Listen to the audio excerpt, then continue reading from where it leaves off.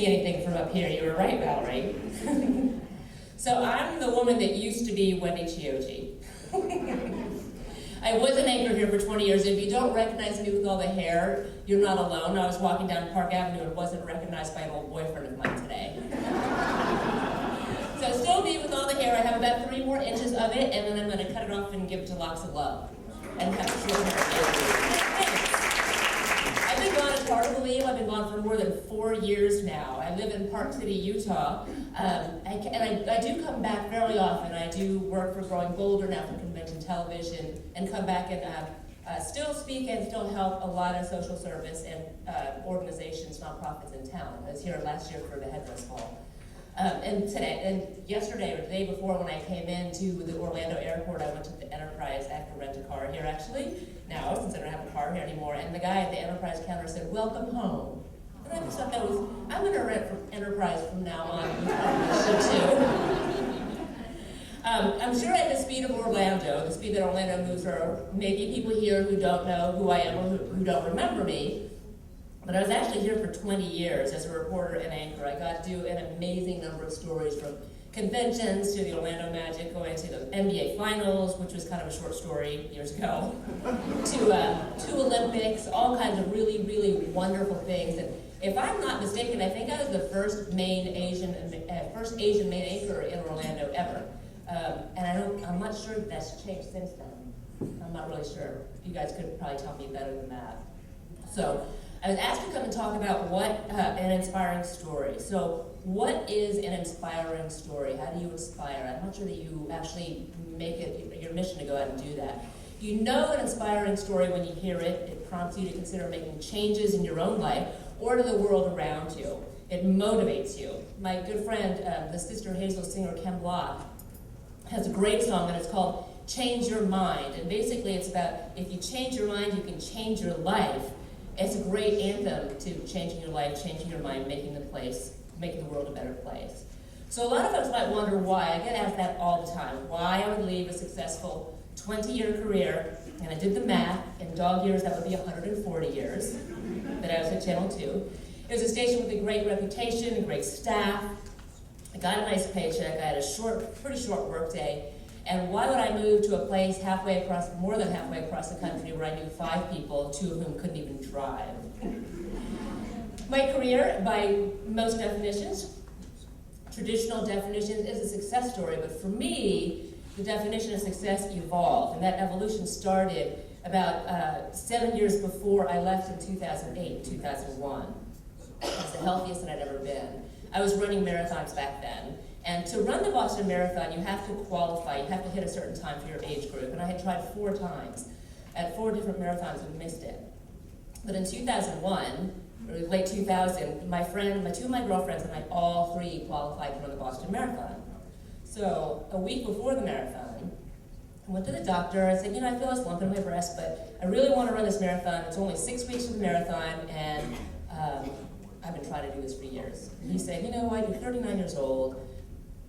Go run the marathon, come see me the week after. So, as we planned, my girlfriends and I started to cross the starting line together, and 4 hours and change later, we crossed the finish line together.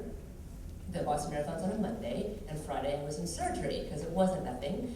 It was stage 2 breast cancer, and I had a whole lot of treatment to go.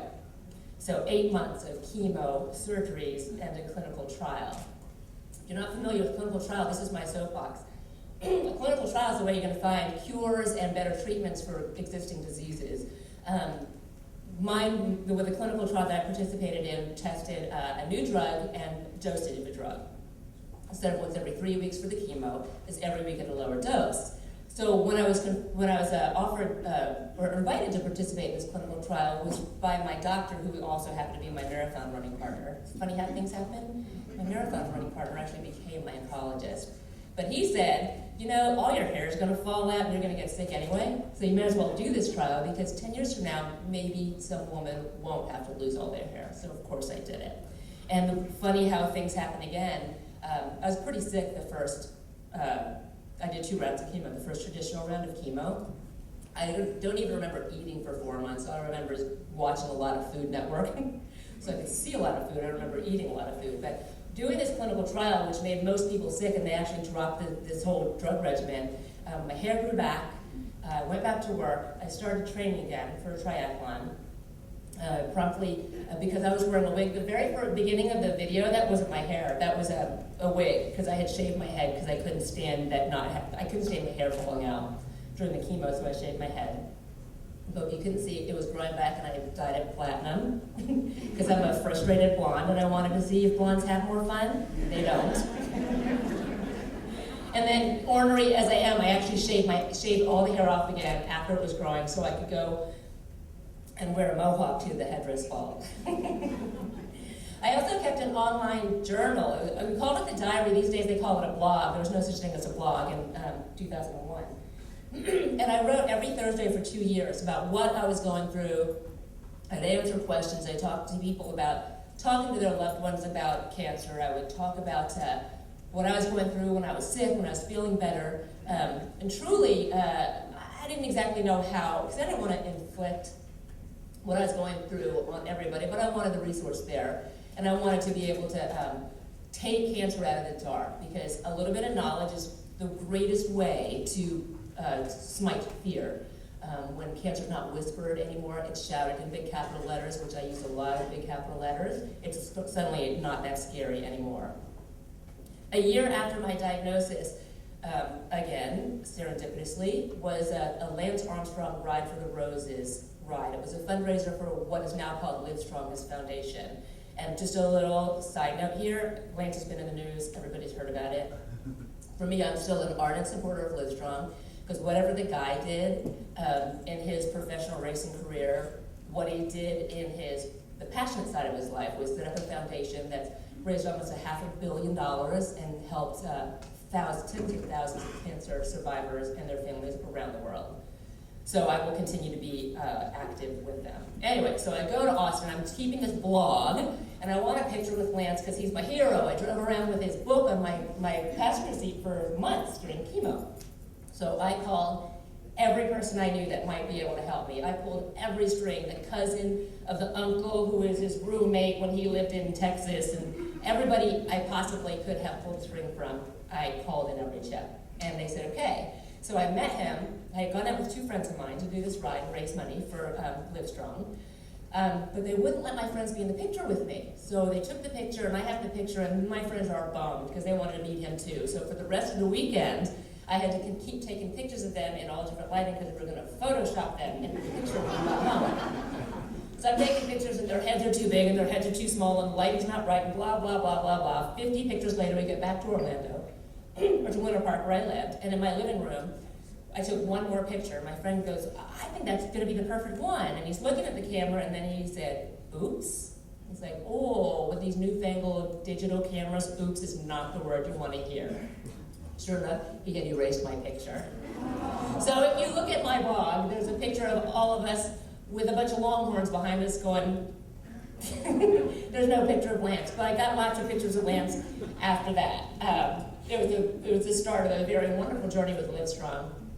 I've raised more than $200,000 by myself for the foundation. I've met amazing, amazing people who don't let a cancer diagnosis define their living, but it definitely colors their life. And as Gail said, cancer has made my life better. The opportunities that it's given me, the people that I've met, and the choices that I've made in life. Because it's funny how a catastrophe, yours or a loved one's, will make you reevaluate what is important. You better stop putting things off. You better stop getting irritated at little things. But I will say to you that I-4 traffic is not a little thing. I forgot how bad it was. It took me forever to get down here. Basically, though, I try to define Live Strong. What does Live Strong mean to me? And that's how I lived it. So, as the years went by, I became a little less enchanted with TV news, as I'm sure all of you have since I've left. I'm just kidding.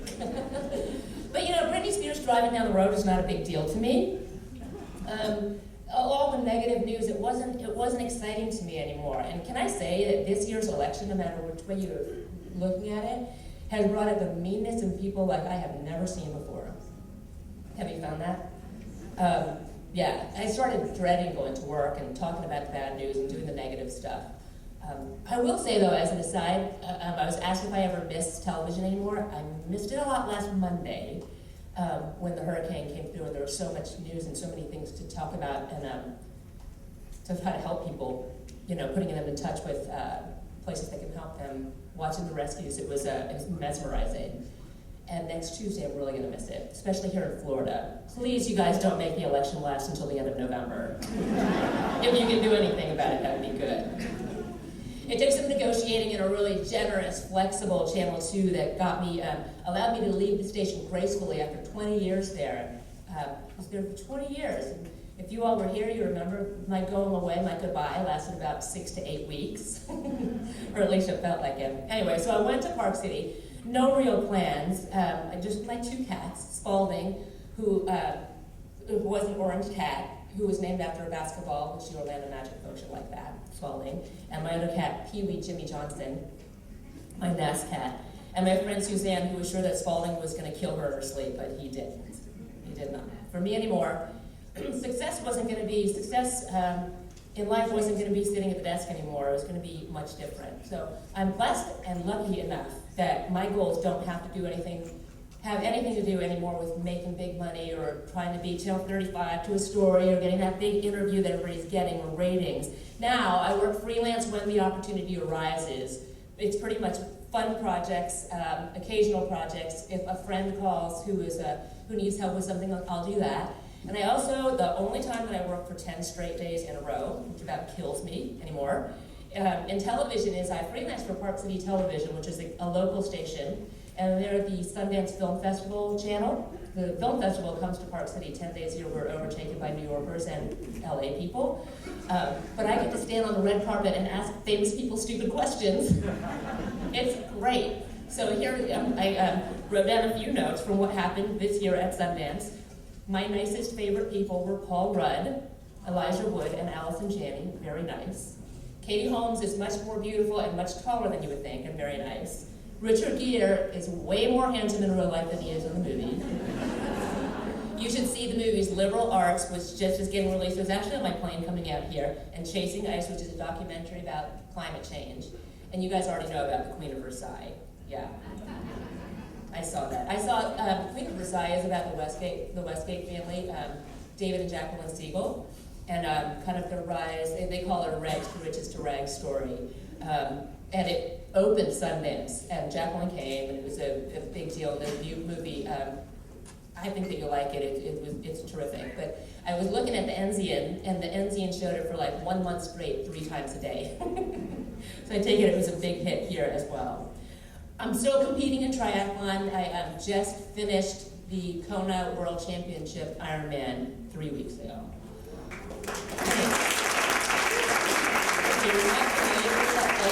Triathlon, it's a 1.2 mile swim, 112 miles on the bike, followed by a full marathon. It took me 13 hours and 19 minutes. It was really hard.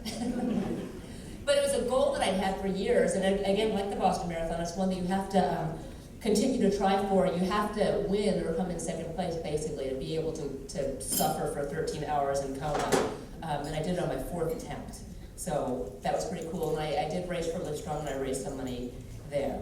I still also get the chance to, what I hope is my biggest legacy here is not doing the news and reading the news every night. It's everything that I got to do for the community here. I served on many boards.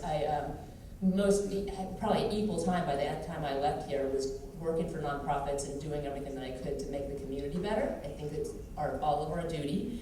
And I still get the chance to make a difference both locally and globally. I volunteer a couple days a week. I ski, obviously, I'm in Park City. And I help challenged skiers ski. So I'm a ski volunteer. And it's amazing when you get a child who is not communicative at all, and you pop them on skis or in a sled, and I work with an instructor, and you take them down the hill, and for the first time they're free.